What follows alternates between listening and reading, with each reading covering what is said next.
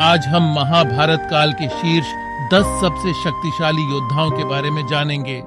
10वें नंबर पर हैं पांडुपुत्र भीम। महाभारत के अनुसार भीम में हजारों हाथियों का बल था।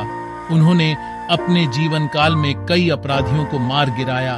उनमें से कुछ प्रमुख थे विराट के महाराज कीचक, राजकुमार दुर्योधन, राक्षस हिडिंबा और मगध के राजा जरासंध। 9वें नंबर पर हैं अर्जुन पुत्र अभिमन्यु। जब वह मात्र 16 वर्ष के थे तब उन्होंने कुरुक्षेत्र युद्ध में महत्वपूर्ण भूमिका निभाई। वह एकमात्र व्यक्ति था जो चक्रव्यूह में प्रवेश करने की तरीका जानता था। 8वें नंबर पर हैं भीमपुत्र घटोत्कच। जब घटोत्कच कुरुक्षेत्र में कौरव सेना के कई हिस्सों को नष्ट कर रहा था तो द्रोणाचार्य को उसके खिलाफ नारायणास्त्र का उपयोग करने के लिए मजबूर होना पड़ा। कृष्ण ने उसे वहां से जाने के लिए कहा, लेकिन पांडवों को नारायणास्त्र से बचाने के लिए उसने खुद को बलिदान कर दिया। 7वें नंबर पर हैं पांडुपुत्र अर्जुन। वह पांडव सेना का सर्वश्रेष्ठ योद्धा होने के साथ साथ दोनों हाथों से अचूक निशाना साधने में सक्षम था, इसीलिए उसे सव्यसाची कहा जाता था। 6ठे नंबर पर हैं गुरु द्रोणाचार्य। वह कौरवों और पांडवों के गुरु होने के साथ साथ एक महान योद्धा भी थे।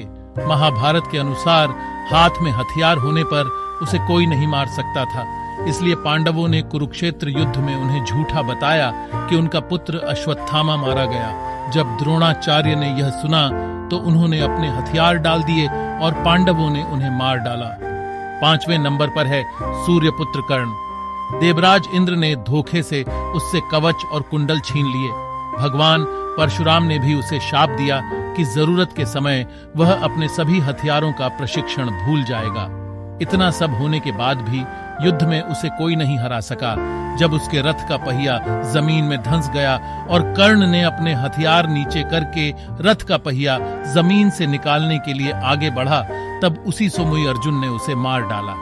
4थे नंबर पर हैं गंगा पुत्र भीष्म। भीष्म गदा युद्ध, धनुर्विद्या, सभी प्रकार के सशस्त्र युद्ध में किसी भी योद्धा को हरा सकते थे। उसके इच्छा के विरुद्ध उसे कोई नहीं मार सकता था।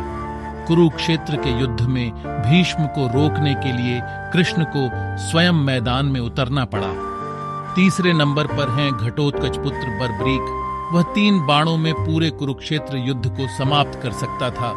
भगवान कृष्ण ने उसे समझाया कि यदि वह युद्ध में शामिल हुआ तो वह दोनों पक्षों को पूरी तरह से नष्ट कर देगा।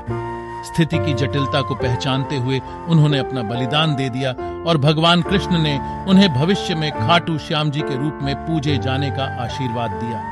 2रे नंबर पर हैं बलराम जी। उनकी अपार शक्ति के कारण उन्हें बलदेव भी कहा जाता है।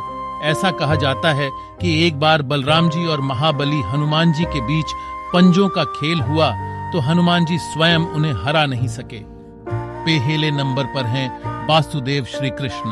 उनके बारे में और क्या कहा जा सकता है, वह सभी प्रकार की विद्याओं में निपुण थे। वह संपूर्ण कुरुक्षेत्र युद्ध को एक क्षण में समाप्त कर सकता था। यह ध्यान रखना महत्वपूर्ण है कि महाभारत कई पात्रों और व्याख्याओं के साथ एक जटिल कथा है। इन योद्धाओं की अनुमानित शक्ति अलग अलग दृष्टिकोणों और पुनर्कथनों के आधार पर भिन्न हो सकती है।